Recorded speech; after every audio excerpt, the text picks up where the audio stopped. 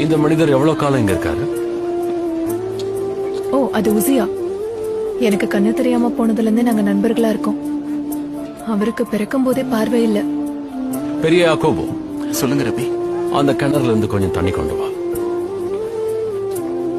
என்ன உங்க நண்பர்கிட்ட அறிமுகம் செய்யறீங்களா? நீங்க இத செய்யக்கூடாது. எனக்கு அந்த பார்வை புரிஞ்சிருச்சு. ஏன் கூடாது? இது ஷப்பாத் ஓய்வு நாள். அது இன்னும் சுவாரஸ்யமா இருக்கும்.